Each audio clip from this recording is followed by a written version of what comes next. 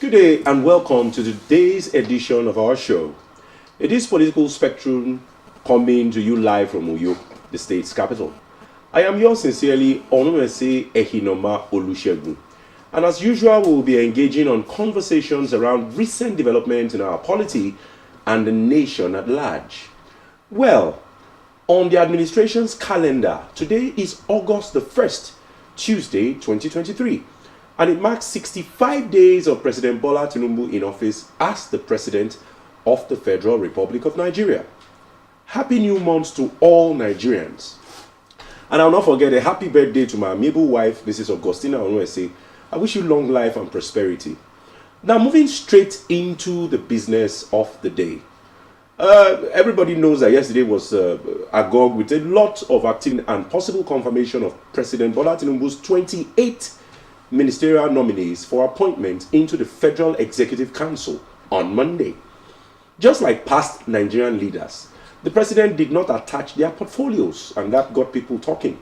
The nominees drawn from 25 states of the Federation comprise of 4 former governors, 6 federal lawmakers, 2 former lawmakers, 7 presidential advisors, and 7 women, among others. I'm guessing the presidential advisors were also promoted. Now, Femi Gbajamiamila, Mr. Tinubu's chief of staff, said the president will submit the list of nominees from the remaining 11 states soon. How soon, we don't know.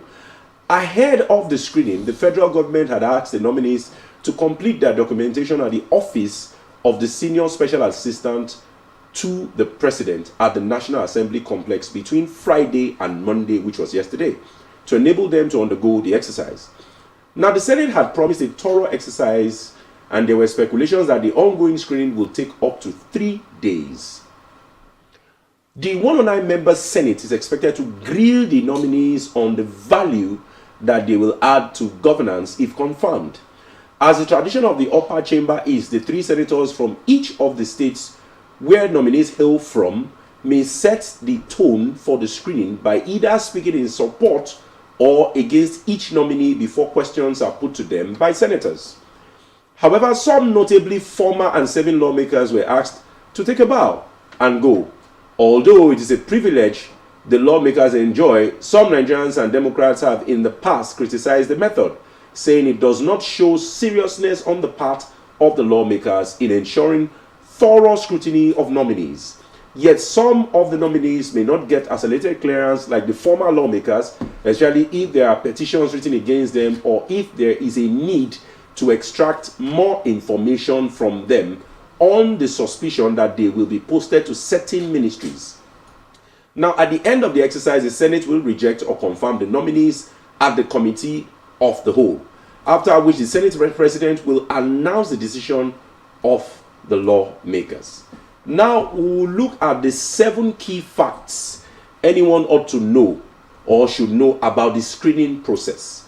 I don't know whether my slide is ready. The first one is screening of the ministerial nominees is in line with the section 147 of the Constitution of the Federal Republic of Nigeria as amended. Now, according to the section 147 sub 2, any appointment to the office of the Minister of the Government of the Federation shall, if the nomination of any person to such office is confirmed by the Senate, be made by the President. So the key point there is the President makes the nomination and appointments. Now, the second one is screening of the ministerial nominees would be handled by the entire Senate. The Senate standing orders provides that screening of the nominees from the President is to be referred to the Committee of the Whole, where the responsibilities of such nominees are not stated. When nominations shall be made by the President of the Federal Republic of Nigeria to the Senate, the nominations shall, A, if the responsibilities of the nominees are specified, be referred to the appropriate committee, and B, if the responsibilities of the nominees are specified, be referred to the Committee of the Whole Senate. Order 117 Senate Standing Orders. The Senate or committee shall sit in open session unless the Senate or committee by a majority vote decides otherwise, which is Order 118 Senate Standing Orders.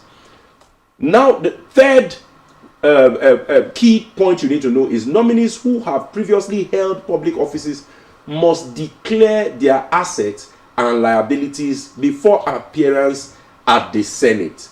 Now let's leave all the whole constitutional provisions. Let's move to the fourth. Now the fourth key thing that you need to know is that all ministerial nominees must be qualified for election.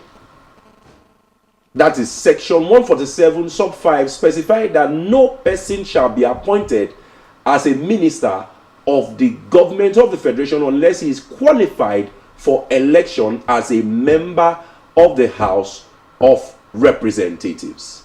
Now, as contained in section 65 and 66, a person is qualified for election as a member of the House of Rep if he is a citizen of Nigeria and has attained the age of 25. Then the second clause is if he has been educated up to at least school leaving certificate, that is secondary school, or its equivalent. Now, let's see the fifth key fact that you must know.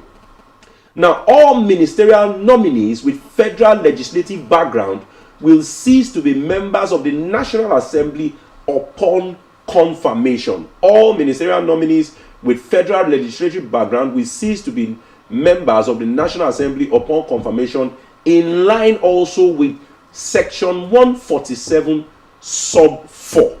Now let us look at the sixth key now. Now if we go to the sixth key, it says 16 nominees were to be screened yesterday, which is day one. You know, I'd said it that there were rumors, you know, by pundits that it may take up to 3 days. Now 16 nominees to be screened on day one based on information gathered from the Senate order paper for Monday's plenary.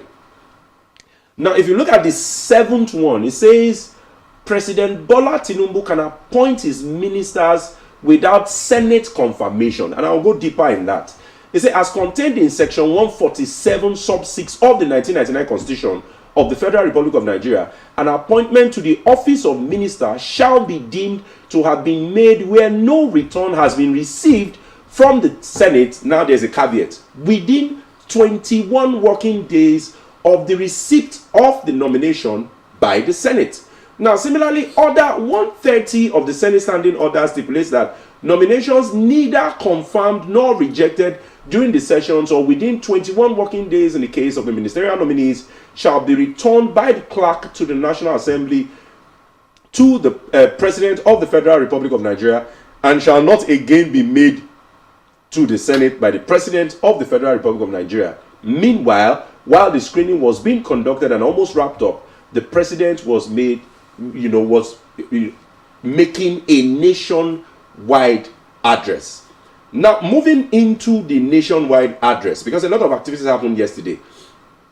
President Tinubu's nationwide address addressed in 20 minutes. It was a nationwide broadcast in 20 minutes on the current economic challenges faced by Nigerians due to the removal of fuel subsidy and some other seemingly harsh policies, you know, like people have argued and criticized back and forth. Now, the president in the address titled it, "After Darkness Comes the Glorious Dawn." An interesting title, you may wish to say. Now, he promised to reform the economy for the long-term good by fighting the major imbalances that had plagued our economy. The speech had 41 paragraphs. He touched on many economic aspects, especially on 1, the need for subsidy removal. He accused beneficiaries of the same subsidy removal and called them negative names, which I probably may not be able to say here on national TV. He touched on palliatives. He also touched on massive industrialization plans. He touched on giving loans to at 9% to nano businesses. Then he also touched on funding 75 enterprises to kickstart economic growth and create good paying jobs. He promised to energize. He intends to fund it with 125 billion. Out of the sum, he intends to spend 50 billion on conditional grants to 1 million nano businesses between now and March 2024, with a target of 50,000 each to 1,300 nano business owners in each of the 774 local government areas across the country. Now, let's Let's listen to an excerpt of the video of the speech by the president himself. It's important that you understand the reasons for the policy measures I've taken to combat the serious economic challenges this nation had long faced. For several years, I have consistently maintained the position that the fuel subsidy had to go. This once beneficial measure had outlived its usefulness. The subsidy cost us trillions of naira yearly, such as a vast sum of money would have been better spent on public transportation, health care, school, housing, and even national security. Instead, it was being funneled into the deep pocket and lavish bank account of a selected group of individuals. This group had amassed so much wealth and power that they became a serious threat to the fairness of our economy and the integrity of our democratic governance. To be blunt, Nigeria could never become the society it was intended to be as long as such small, powerful, yet unelected groups hold enormous influence over our political economy and the institutions that govern it. The preceding administration saw this looming danger as well. Indeed, it made no provision in the 2023 appropriation for subsidy after June this year. Removal of this once helpful device that had transformed into a millstone around the country's neck had become inevitable. I had promised to reform the economy for the long-term good by fighting major imbalances that has plagued our economy. Ending the subsidy and the preferential exchange rate system were key to this fight. This fight is to define the fate and future of our nation. Much is imbalance. Thus, the effect in our economy immensely profited a tiny elite, the elite of the elite, you might call them.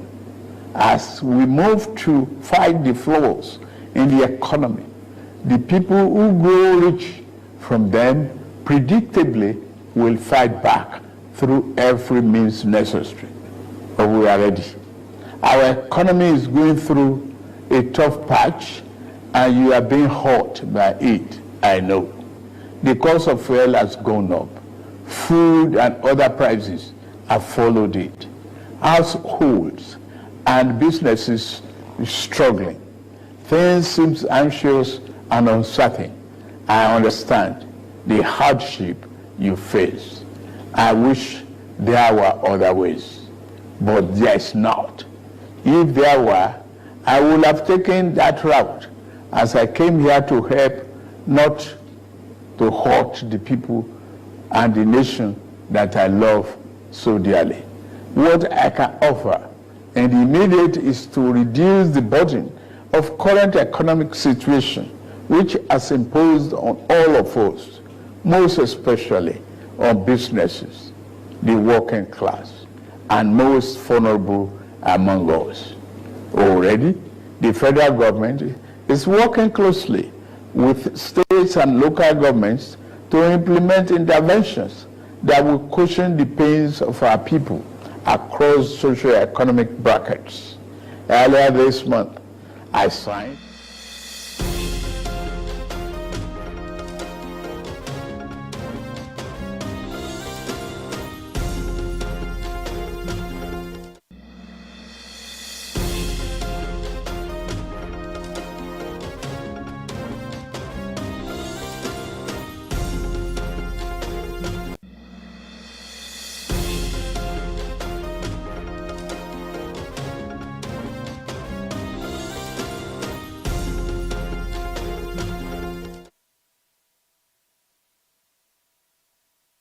That was a short excerpt of the video, a portion of what seemed to be like almost a 20 minutes address, nationwide broadcast by His Excellency President Ahmed Bola Tinubu.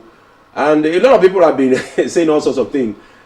How about the timing? And it happened to be the last day of July. Also happened to be day one of the screening of the nominees. Real quick, to commence this conversation, we'll start with the presidential address.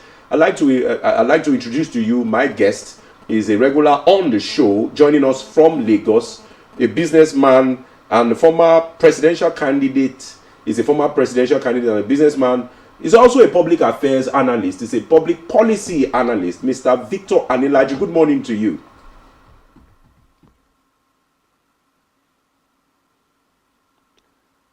Good morning to you. Are you sure you've not muted yourself? I cannot hear you clearly.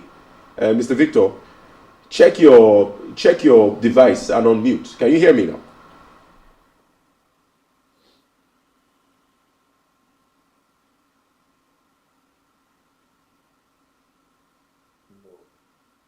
Can you hear me? Yeah, I can hear you clearly now. Good morning to you. Good morning. Thank you for having me on. So how are you doing? Happy new month to you. Thank you. And on behalf of the entire TAF Media Association, I'd like to appreciate you for always finding time to join us, to discuss critical issues. To you, Mr. Victor. It's always nice having you on the show. Right, we ran through some details of yesterday's screening, a lot of drama, but let's start from the presidential. It goes viral. A lot of criticisms for and against. The conversations are important. First to keep government on its toes, and secondly to make the scope broader for people to understand major event is happening at the National Assembly.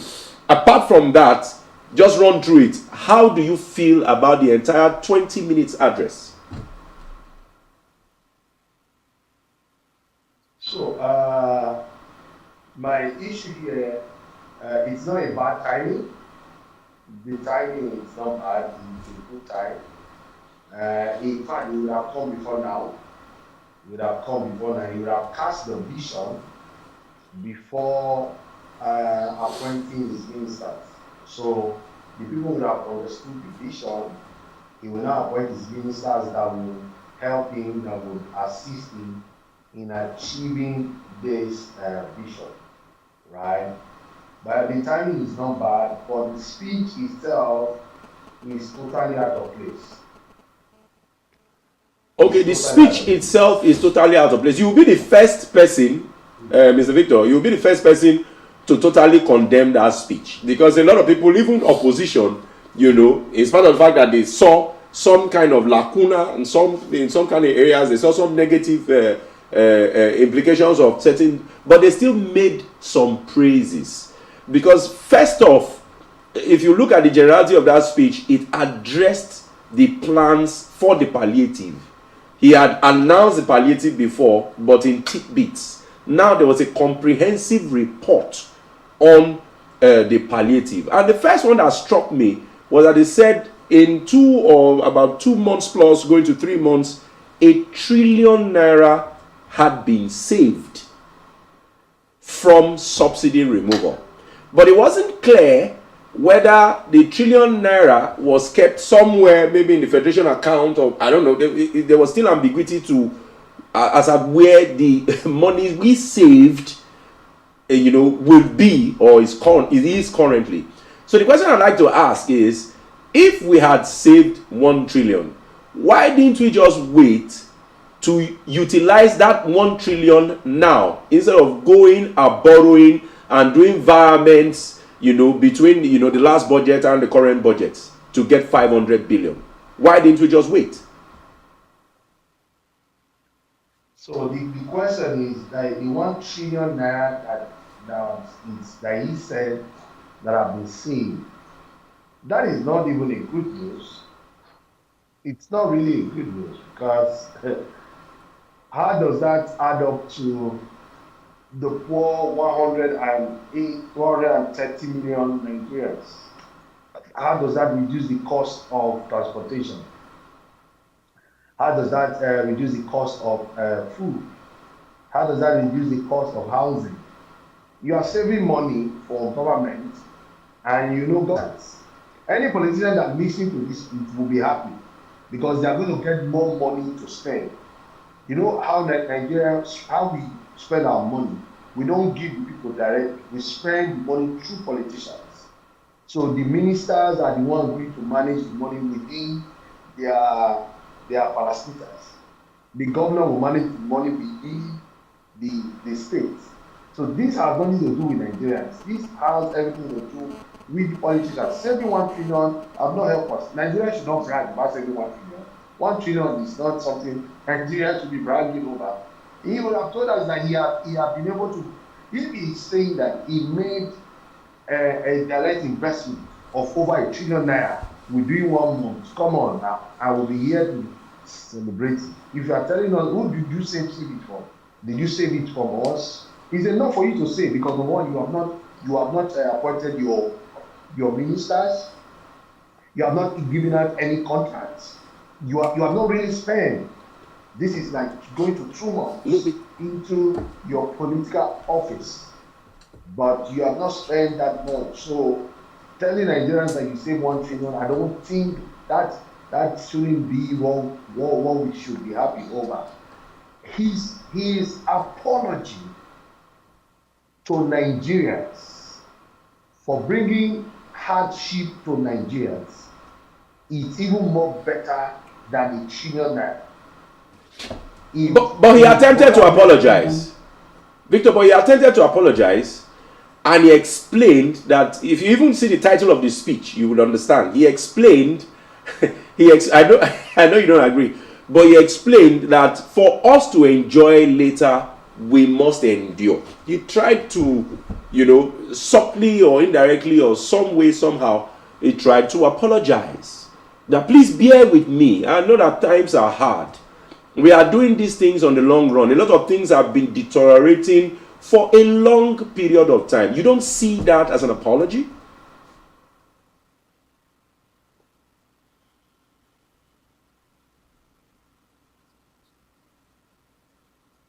Yes, until they learn how to solve this issue, they will still just be going around the same circle.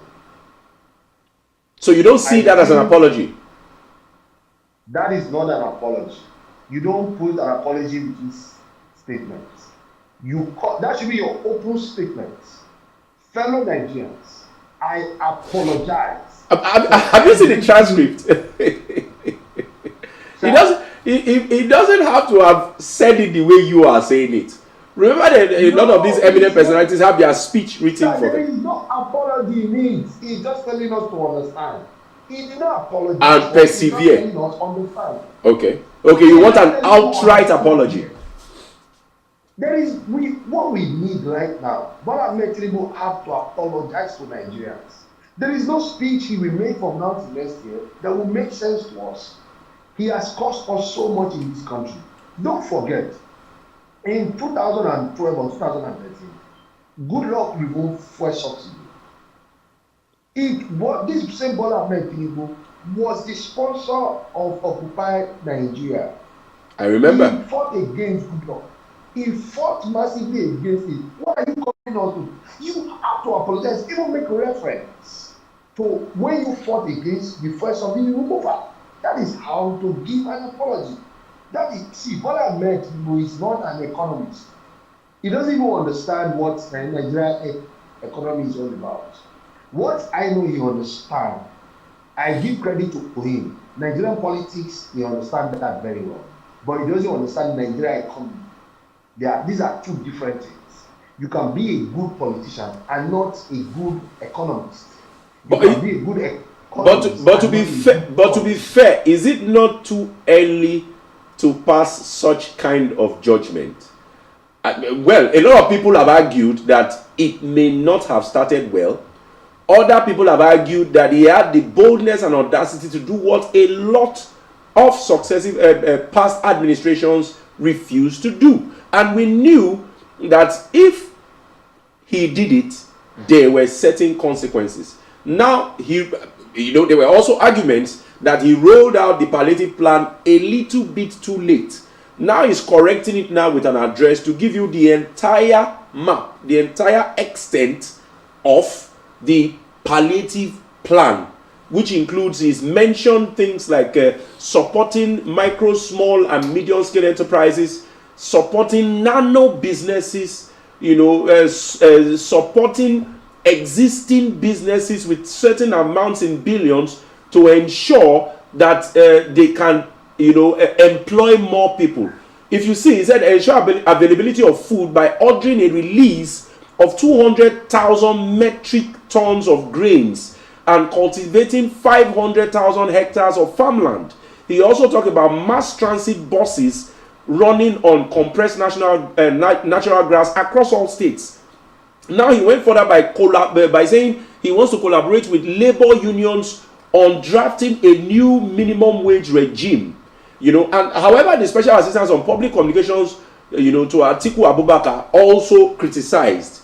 That's Mr. Frank Shaib, and he dismissed President Tinubu's national broadcast as a hurriedly put together, uninspiring, deceptive afterthought. Now, I am quoting Mr. Frank Shaibu has spoken on behalf of Alhaji Abubakar Atiku. He said it's an afterthought aimed at hoodwinking labor leaders to shelve their scheduled national protest over the withdrawal of fuel subsidy. Now, he also argued that the broadcast by President Tinubu was at best an afterthought, and according to him, the president removed petrol subsidy without a clear plan that would have ameliorated the sufferings of the people who have gotten poorer since APC took power in 2015. Rather than apologize for it, he also agreed with you that rather than apologize for removing fuel subsidy, providing a cushion for the poor, he went about accusing subsidy people as thieves of being the current bringing the current sufferings. And then, if he is sure, according to Frank Shaibu, he said if he is sure that this was what happened, why hasn't he arrested them? I'll stop there. React to that Frank Shaibu's statement. So let me continue from where you just stopped. Yeah. But Ahmed Tinubu is one of the highest stakeholders in Oando. You have confirmed that? The MD of Oando. Yeah, the MD of Oando is his niece or his son. The MD of Oando is not Tinubu or Wale Tinubu. One of them. CEO Oando. Tinubu, so, yeah. Yes. So, and Oando is one of the major petroleum importer to Nigeria. You understand what I'm saying? The reason why Bola Ahmed Tinubu fought against first of the removal during Goodluck was because it was affecting his business. So let you see, like I said, the whole thing I see in this speech, the timing was good, but he would have started with a clear apology. Then move forward further, because we are dealing with the speech. He would have given us solutions on how to reverse the fuel subsidy or the fuel price increase. To me, it's not that they remove fuel subsidy. Fuel subsidy have been removed since. They just increase the pump price of petroleum products. So he would have reversed that increment. Do you understand what I'm saying? But he is telling you now that removal of subsidy has made the nation save over ₦1 trillion. Does that not make any sense at all? I didn't get that. Okay, fine. I say the president is telling you now that removal of the same subsidy has saved us ₦1 trillion plus. Does that not make any sense at all? I'm sure his next speech now is going to be telling us how he's going to roll out on how he's going to, spend the money saved. Does that not make any meaning at all? Or you think that the presidency is not being sincere with saving ₦1 trillion? From which budget did he save that 1 trillion? Because he said in his speech that the previous administration did not create allocation for fuel subsidy for the remaining part of the year. No, that wasn't what he said. He said fuel subsidy did not get to July. The administration started earlier than that. Sir, I listened to his speech very well. he said that the previous regime did not create allocation for fuel subsidy from July. That means they ended in June. So Yes. I'm beginning to understand Yes, you are that correct. where did he get this 1 trillion allocation that he see? See, I am a politician, I'm also a business person. I know when a politician is talking, and I know when somebody who need to do business is talking. So you That don't speech believe is a that there is political any speech. 1 trillion saved anywhere? That speech is a political speech. And even if there is, Nigeria is so big that saving 1 trillion is not something we should brag about. He would have told us that he just gained or made a profit of 1 trillion. Okay, That itself so you will and make Frank sense. Shaib, that's the spokesperson to Alhaji Abubakar Atiku, agree on a lot of fronts and rolled out some of the statements he made. And also, according to him, Tinubu lied that he claimed that he had for years been an advocate of subsidy removal.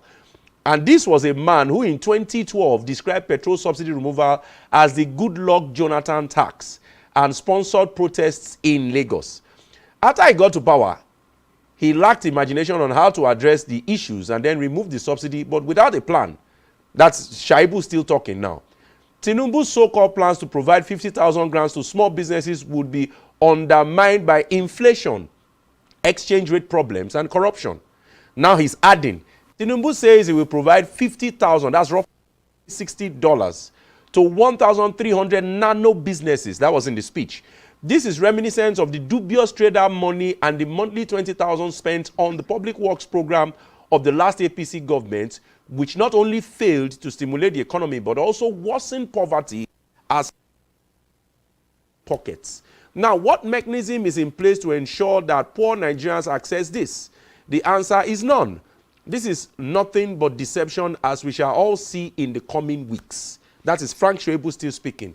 Now, Atiku's aide, which is Frank Shoibu, equally questioned Tinubu's plan to give 500,000 hectares of land to farmers in order to boost agriculture, even when the insecurity of the food basket of the nation had failed. So now he touched on insecurity, fact that the monies that will give business and volatility of the naira. So I think both of you are on the same page, or don't you agree? So let me say this. Nigerian farmers today don't need land. They just need security in their farmland. I spoke to people in the village before the election. Their issue was not fertilizer. Their issue was not land. Their issue is that there is no security within the farm. And Bola Ahmed Tinubu should just focus on just three things for us. Number one, security. Number two, power. And number three, making fuel available for nothing less than 180 naira per liter. If we can just do these three things for us, why we wait the election tribunal to come up with their final declaration, it will be good for us. We're not asking him for palliative. Nigeria is not as Bola Ahmed for palliative. Just leave the price of fuel at 160 something that you met it. Then try to give us security. Like our farmers' challenge is not fertilizer, it's not land. If money is involved, but not right money. We need power. We are buying diesel for over 800 naira per liter. So what you need to do, make diesel available for business people. Even But banks making that it are doing well. available, Mr. Victor, I'm sorry to interrupt you, making it available will mean that government will need some source of fund. And remember that this nation already, as at the administration of President Muhammadu Buhari, was claimed to be run on deficits. In fact, majority, more than 90% of the earnings, the national earnings, are being used to service debts, not paying the debts. So the critical issue that was before Tinubu was to find a way around releasing funds, and one of it was removing, give us power, boost agriculture. But there is no money. Everybody has said so. Buhari said so. The ministers of finance and the coordinating minister of the economy had said so. This current administration have also said so. So are you saying government is not sincere? Are you saying that there is something they are hiding and they are not coming out to tell you, or there is money somewhere and they have refused to use it? Let me get your picture clearly, sir. You cannot tell us that there is no money, and you are giving the rep and senator 75 billion naira. Borrowed or vired. They were virements from the last budget, according to government. Sorry, I actually. I said the 500 billion, according to the reports, were monies that were shifted. There was a virement from the last fiscal year to this current fiscal year. Some sort of readjustment from the last budget year to this current budget that we are running to be able to cater to that. You know, the source was very clear. There is still a budget still going on. Yes. There's still a budget that will take us from now till the end of this year. Yes. There was an allocation for security, right? So what are you looking for? See, security has been top of our budget in this country for the past 4 years. And as you speak today, the security situation is not even better off. In fact, 6 years ago, Nigeria was more secure than now. But we have spent more money in the past 6 years for security. My brothers here, Nigerian problem is not complex. Nigerian problem is simple. And even if it's a complex situation, I need training on strategic actions. Take simple action to manage a complex situation on Nigeria listening and as a tool. About the facts, make sure they replicate. Saying, if you're just tuned in, it's Political Spectrum, and we have a lot Nigerian. We'll go on a short break. There of the things that happened. We had also on a short break, and we'll be right back.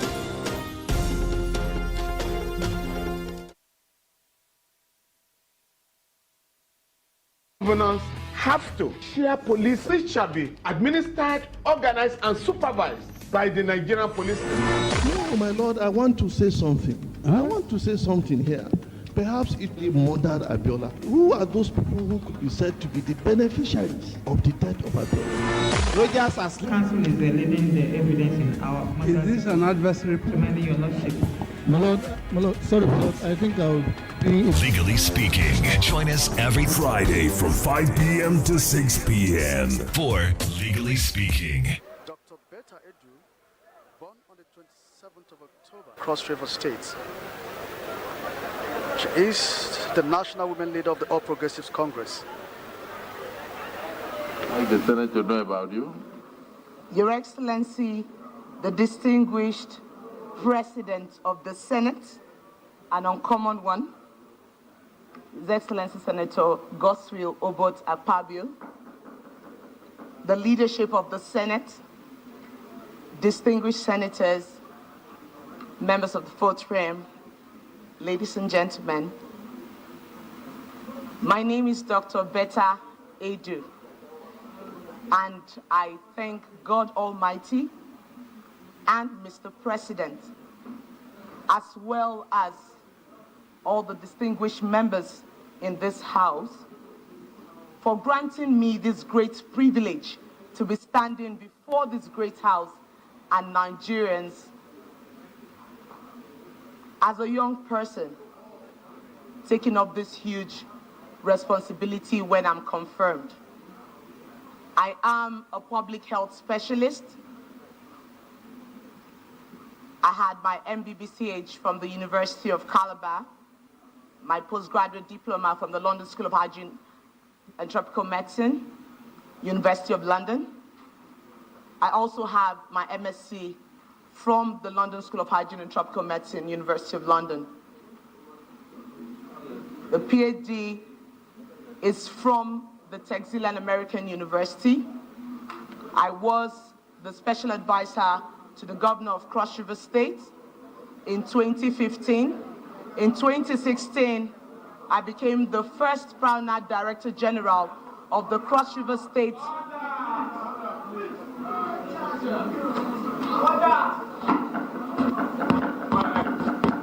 I became the Prana Director General of the Cross River State Primary Healthcare Development Agency, one with which we built from the scratch.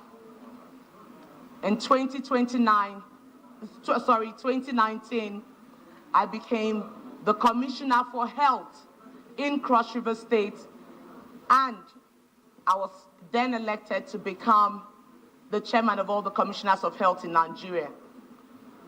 Before this announcement, I was the national woman leader of the ruling party, APC. Thank you.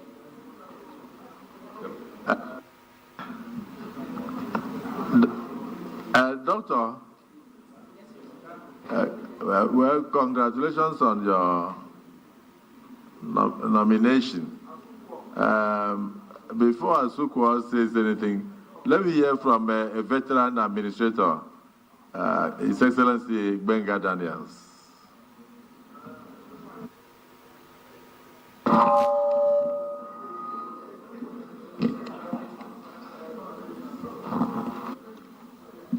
I am Otis Senatorial District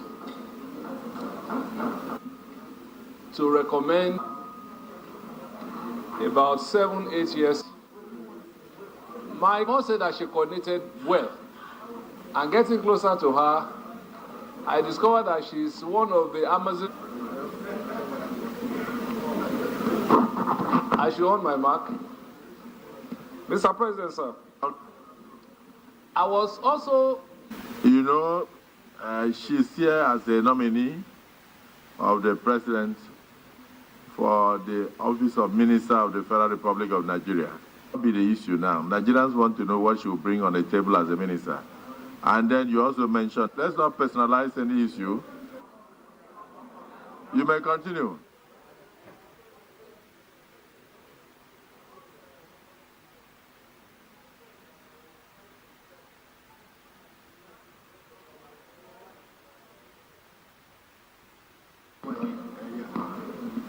It was that impression I was sure that as a nominee, she will carry that kind of efficiency that I've noticed over the years. That is the context in which I was speaking, Mr. President. But not only that, I discovered that she's probably the youngest nominee and also a female. And I think that with this kind of personality, all of us will start appreciating that probably it's time for us to start getting into retirement, because strong, ebullient characters like this are coming into the polity. Thank you very much, Mr. President.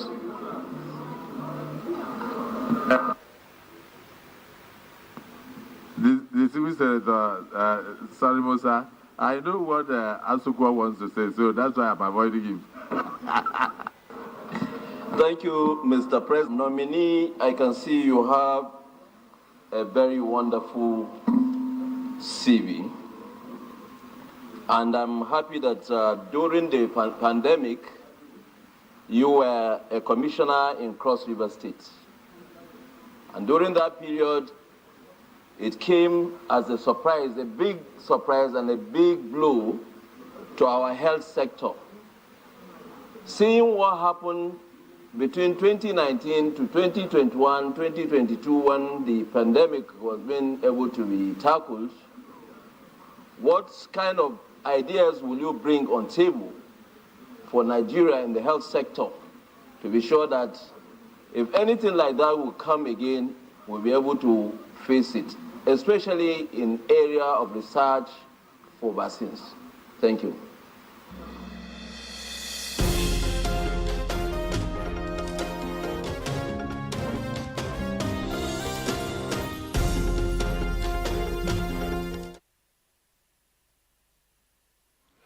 All right, many thanks for staying tuned. Those were some video excerpts of the nominee screening that started yesterday. Ideally, by the Assembly's order report, 6 that were screened. Let me get my guest back on this discussion, Mr. Victor Anilaju, who is a businessman and also a politician. You just saw, surprisingly, she's 36 years old. She's 36 years old. We also watched some excerpts. We saw Wike, His Excellency Ezenwo Wike, who was immediate past governor of Rivers State, also being screened. And after reading out all his CV, he was asked to take a bow. And then we saw this one going very viral. I can't remember the name of the nominee now, but it seems to have come from the north, who was challenged as to how he got admission into university with 2 credits. 2 credits. And funny enough, the assembly also said, after a while, Senate President pronounced that he should also take a bow. So taking a bow, what do you make of all this? I want you to give an overview. Okay. I appreciate my wonderful sister, Binta Edu. She's a fantastic lady. My single prayer for her is let God give her divine wisdom so that she will not be used by these political godfathers to perpetuate some kind of things that will not be good for her in the future. Having said that, it's why is Bola Ahmed Tinubu using ministerial position to compensate APC or people who helped him to get into power? Most of the people we are seeing in that list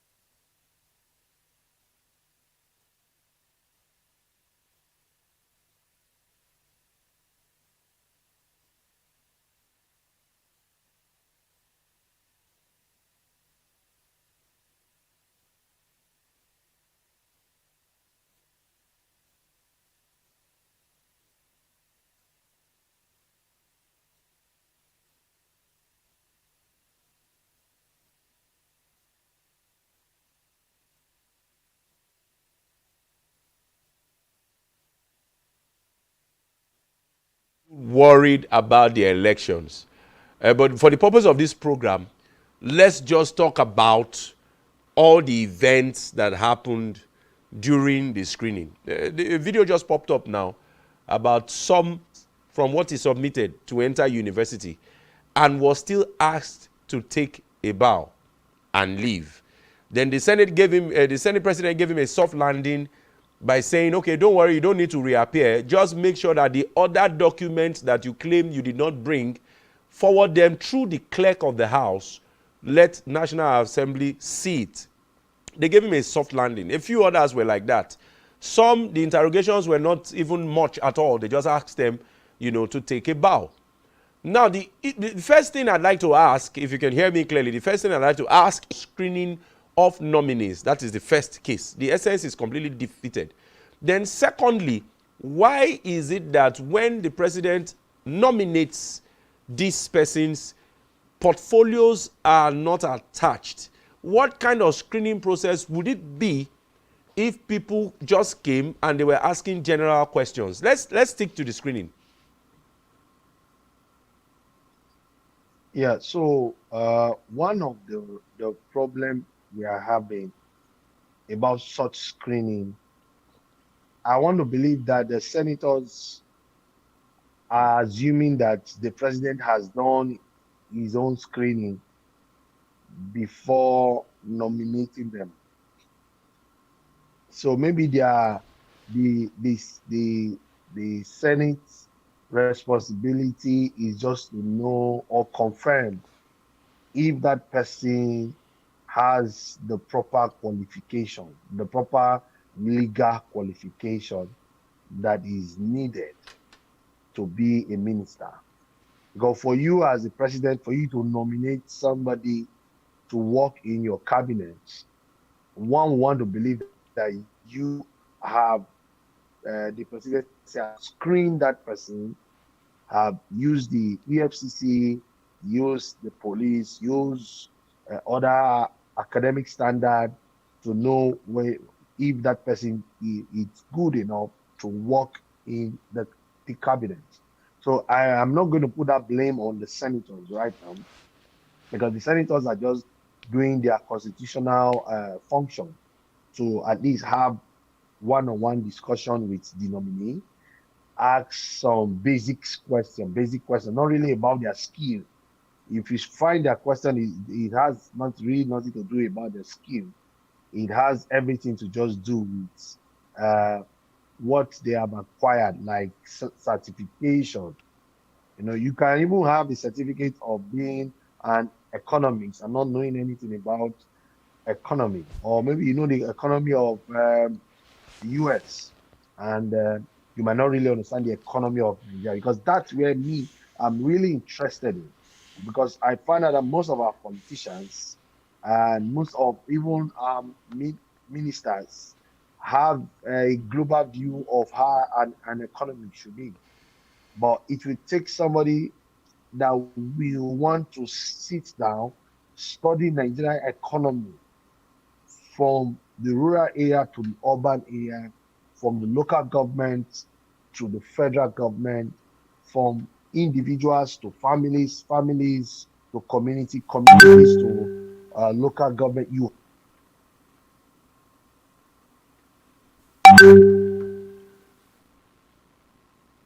Okay, we're still that will be able to solve the Nigerian problem. So my only question would have been, have this set of people experienced the Nigerian situation? Do they understand Nigeria the way Nigeria is as of today? Not somebody that went to school in Harvard, which is good, but how long have you been in the country? What are the things you have engaged in within the Nigerian sector, so that it will help you to broaden your mindsets and know how to prefer solution. But in as much as we're talking about the screening, I still see this as a compensation appointment. Yes. So you are saying from the people you saw yesterday, no one came on merit. All of them were on compensation. Of course, we understand clearly that there were some politicians, there were some former governors, there were some former senators and all that. Are you saying no one, no single one, not even what's his name, Mr. Wale, the financial expert, came on merit. Is that what you're trying to say? Now, there are very few of them that you can say, okay, maybe they had to bring them because there was nobody within the APC caucus that would have been able to handle those portfolio. They had to bring in to have a good brand, to look good to the people. But I will always say this: ministerial appointment is good, but ministerial appointment is just like an assistant. Everything rises and falls with the president. No matter how good you are good as an individual. If the president is not good, forget about it. Nigeria have had wonderful people who were given ministerial appointments, but because the president was not a visionary leader, the ministers have no opportunity to be able to carry out what they feel was good for the country. And you just heard that one of the nominee, former governor of Kaduna, just rejected his nomination. So there were rumors, but have they been confirmed? There were rumors, but have they been confirmed? But not yet. But at least from different quarters, we have heard that he has rejected that, and we have not seen him up for screening. Yeah. For screening. The screening didn't end yesterday. I think there will be a continuation. So maybe the screening process is complete. We really shouldn't. Let's reduce the speculations. Yes, but because it was the same way Wike said. It was the same way Wike said that he probably didn't need to be senator. He didn't even need to be vice president. Can you hear me? Okay. I can hear you now. Go ahead. Yeah, I said it was the same way Wike said he didn't need to be a minister. But he was among the very first set of people to be screened yesterday. And he went to the screening with his head high. In fact, when he reeled out his CV, the Senate president was forced to say, okay, can a senator from your constituency at least just say one or two things about you? And then after the senator finished, he said, take a bow. And then he took a bow. Because he seemingly had a loaded CV, and he even tried to praise himself to have done a lot of projects. He said under 4 years that he had completed close to 12 or 13 flyovers. I can't remember the exact figure. But that's an excellent record for someone who's coming in, for ministerial nominees. But okay, let's go away slightly from the screening now. Let's quickly touch on one other event that happened yesterday concerning the NLC protest. Now, the Labour still insist on protesting despite Tinubu's promises at a nationwide broadcast. Now, the organized Labour has said it will hold its planned nationwide protest on Wednesday despite the Monday rollout of subsidy removal palliative plans by the president at his nationwide address. Now, President Tinubu had in a national broadcast unveiled 500 billion palliative for manufacturers, small businesses and farmers. He also released plans to increase salaries and acquire 3,000 mass transit buses, notwithstanding the president's last-minute move to avert the protest. Now, the Nigerian Labour Congress President Joe Ajero said the rally would hold in line with its schedule. Ajero spoke shortly after talks between the organized Labour and federal government on Monday became inconclusive again, which means they had a meeting which became inconclusive. Now, the talk is expected to resume today, Tuesday. The Presidential Steering Committee on Palliatives meeting between the government and Labour was held at the Aso Rock Villa in Abuja. We just adjourned to go and listen to Mr. President's speech. That was Joe Ajero speaking early evening of yesterday. And then to continue with our conversation, which is today. They are expected to continue the conversation today. And according to him, he said, our peaceful rally will go on as scheduled. This rally has been fixed. Ajero told journalists after the meeting. Ajero allayed the fears that the peaceful protest could be taken over by hoodlums, saying that such had never happened in any of its workers' protests. However, he said security agencies were responsible for safeguarding workers in such exercises. The meeting at the steering committee was adjourned till 12 noon today. Reacting to Tinubu's economic reforms, especially on the exchange rate and others, Ajero said, by the time you have a single market exchange rate and you are not having anything that has a competitive advantage, your energy import is import driven, then how are you going to control it? He also said, how are you going to control somebody that exchanged a dollar at 900? Are you going to tell him to sell it below the price? How are you going to tell even the discos, that's distribution companies, not to increase their tariffs with the high cost of production today? Even corn in the villages that was sold at 18,000 in February, now it's about 56,000. How are you going to control it? On his part, the president's chief of staff, Femi Gbajabiamila, also said the government was dealing with the oil cabals that have crippled the economy. Also speaking, the National Security Advisor, Nuhu Ribadu, made a statement, and he pleaded with organized labor to give the administration time to fix the economies. Now, these were things that happened just before the presidential speech. The NLC, with the associated civil society or civil organizations, say they are going on the protest. And the protest is supposed to be 2nd of August, which is tomorrow.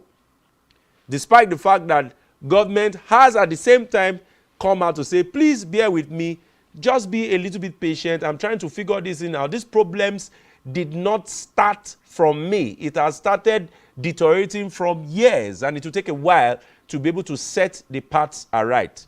First of all, what is your overview about NLC still insisting on going on the protest even after the presidency had softly pleaded to be given some time?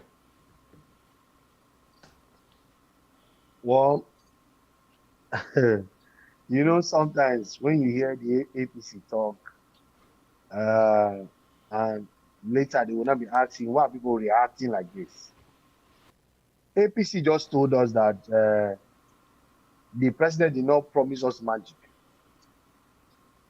right? Yes. So that implies that, yes, that implies that we don't have solution to the problem right now. So you people have to wait for a long time. That may not be fair. That may not be fair. The president said if elected, he was not going to resolve the issue in one fell swoop. That was what he meant by he didn't promise magic. Because coming to remove or, you know, you understand what I'm trying to say? Coming to ameliorate or for the lack of a better word, coming to remove all the issues there are that have been, you know, piling up over the years will be tantamount to magic. It will take a while. We are not even asking APC-led government to remove the problem. We're not expecting the APC-led government to solve Nigerian problem. What we are just asking Bola Ahmed Tinubu, take Nigeria back to where Nigeria was 2 months ago. What you are asking, because you are just one out of 200 million Nigerians. No, okay. Sir. You think that the NSC like going on strike? You think that NSC like to disrupt the nation? NSC knows that if they disrupt the nation, it doesn't affect the politicians. Politicians will still earn their pay. Politicians have more security. Politicians have more money to spend around. They can afford to buy tank of fuel. They can afford to buy the whole market.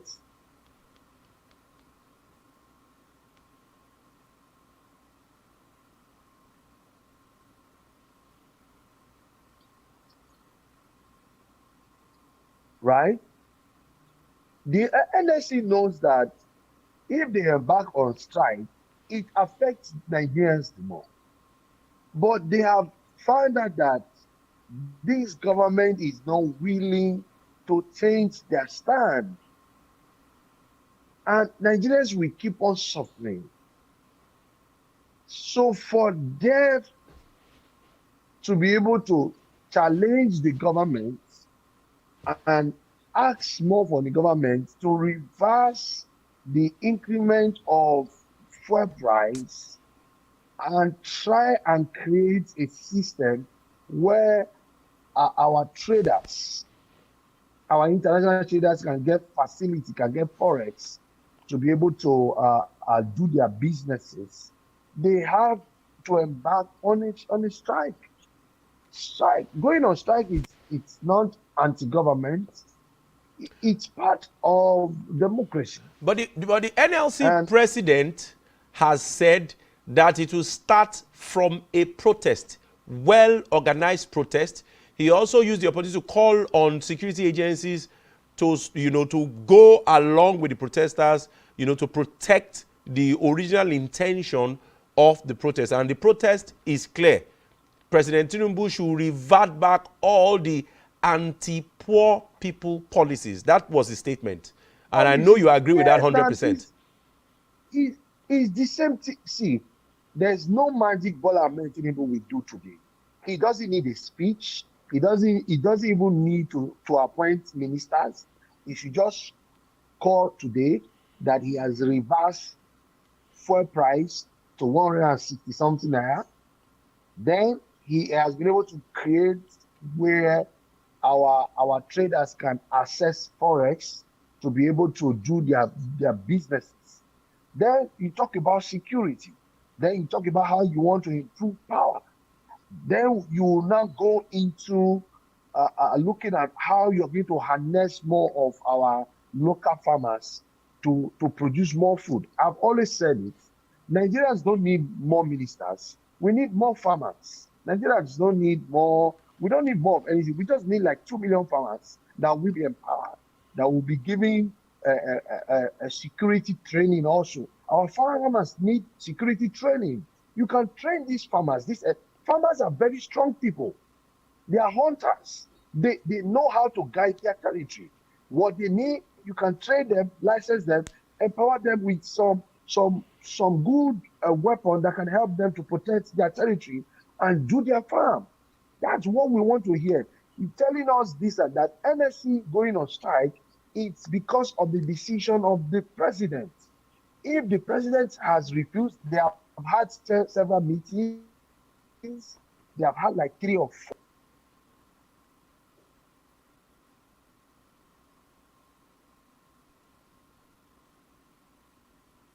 That the president and the APC-led government will want to hear. Because the NSC have been having series of meetings. They have tried their possible. In fact, the NSC, they have waited for the president to reverse all of these anti-poor policy. But he has refused. So, and we cannot fold our hands like this. And see, if you don't even know, the NSC are even coming to help the president because Nigerians were going to protest at some point. Nigerians are now resorting about staying at home.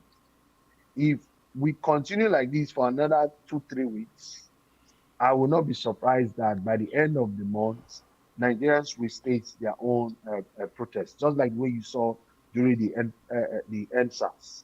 So when people start resorting of sitting at home, staying back, that was what fueled the NSAS. We're even trying to help the government. And if Bola Ahmed Tinubu was a listening leader, since he had heard that the NSC was going to go on strike, I thought that was what he wanted to do. Oh, you thought he wanted to reverse some or all the policies? So, some of those policies to stop the MNC from protests and for going into strike. But you see, I've said it on this station before, but it's like the Bola Ahmed Tinubu's body language is to stir up some unnecessary anger within Nigerians that will lead to a protest. And from the protest, they are going to suspend the presidential election tribunal that might be taking him out of office. But those are mere conspiracy. They are at the conspiracy level. And like I have always advised, these issues are in court. Very soon, the PEPT will choose a date for the judgment. A few other processes, then a date will be chosen for the judgment. Let's allow the judiciary do what we feel is fair and just for them on the issue. Now, still going back to the policies, a lot of people will agree with you. For example. But do you agree with me, sir? Okay, go on. Before I make my point, go on. Do you agree with me that this NSC protest and strike will make the courts to stop sitting? Do you agree with me? That is correct. That is correct. That is why Joe Ajero is saying, let's begin a protest first. Remember that the NLC is representing anything, any aspect of our nation that is not big businesses, that is not government, which is civil society and the average citizens. The NLC is representing the average citizen of the Federal Republic of Nigeria and all organized civil society. So they have said that the first initial action will be to protest, symbolically to say, okay, we do not agree with these policies. You want to add anything to that before I ask the question? What I want to add to it is, let the Nigerian security agencies go and secure our courts, especially where the election tribunals are sitting. We need security there. They should go and secure our banks. They should go and secure our malls, right? Because there's hunger in the land. A lot of persons who will be coming out to protest may want to release their anger on organizations they know they can steal from.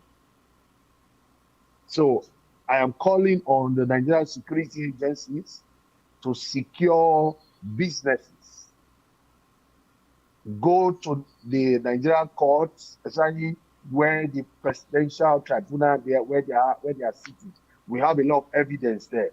They should secure INEC offices also, so that we don't hear that evidences. You are still more. They will use. You are still more about the election petition tribunal. But it's okay. No, I understand, and I feel the pain. I quite feel the pain. A lot of people feel the same pain.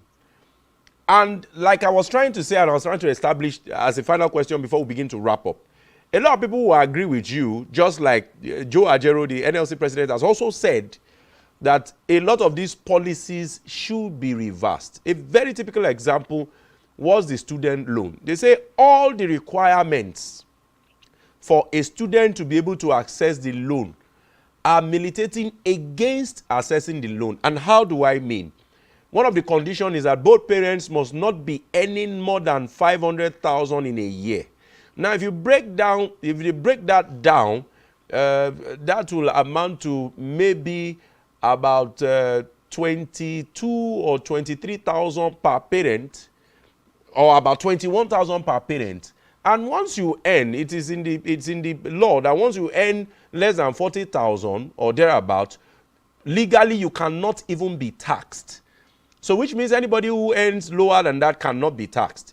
And then another precondition for getting the loan is that in getting the loan, you must present a tax clearance or an evidence of tax. So if you are not paying tax by law, how then will you get evidence of tax to be able to access the loan? So some of the policies need a lot of rejigging. I agree with you, and I can see this bright smile on your face.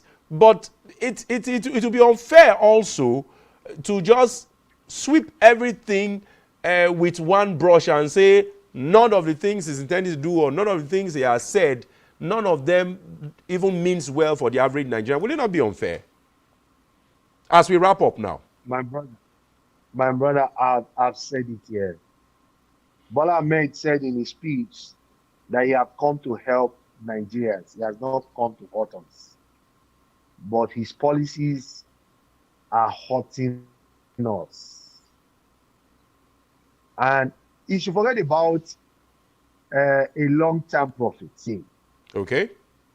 If you don't survive today, how are you going to survive tomorrow? Even the good Bible tells us that we should think not of what tomorrow.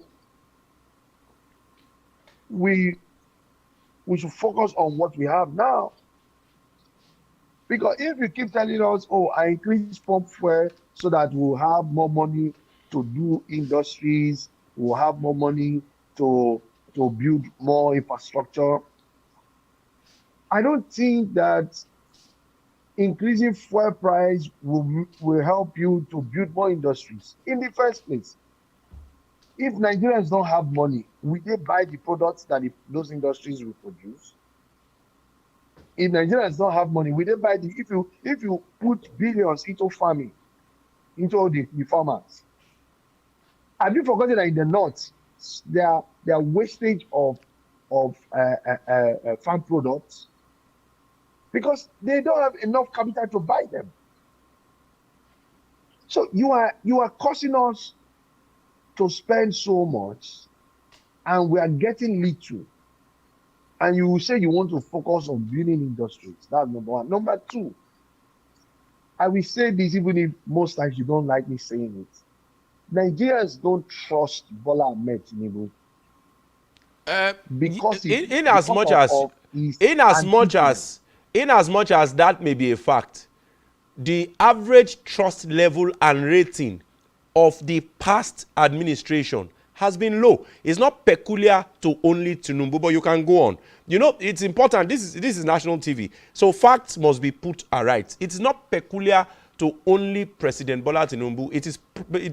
It cuts across a lot of administrations. The ratings have been low, and it's not only peculiar to only Nigeria. If you even check in Niger now, the coup that just happened, if you had checked the rating of the ousted president that is still in the custody of the military junta, you find out the rating and approval rating is very low. That was why when there was a military incursion, a military coup, citizens were jubilating. So it's not peculiar to Tinubu, it's not peculiar to Nigeria. But I want you to learn, because we need to wrap up now.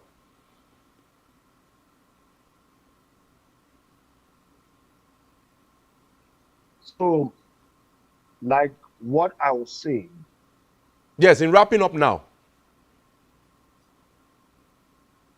One thing that you see that's happening in Nigeria today falls back to one word. We don't trust our politicians, especially the president, Bola Ahmed Tinubu. So whether we like it or not, whether anybody agrees with me or not, even his speech that he made today, even me as Victor, I don't believe in that speech. Okay, I think that's a very fine. I think it's a fine place to live in, Mr. Victor Anilaju. We've been speaking to Mr. Victor Anilaju. We want to appreciate you so much. We want to appreciate you so much for coming. Time has really been far spent, and you've made your points very clear. You've said the minds of a lot of Nigerians. You have also said the minds. You have also not said the minds of a lot of Nigerians. But we appreciate you. It's always nice having you. Victor Anilaju is a former presidential aspirant and a businessman, and also a public affairs analyst. That is how we are going to leave this show for yours sincerely, Onwese Ehinoma Olusegun. See you tomorrow and have a great day.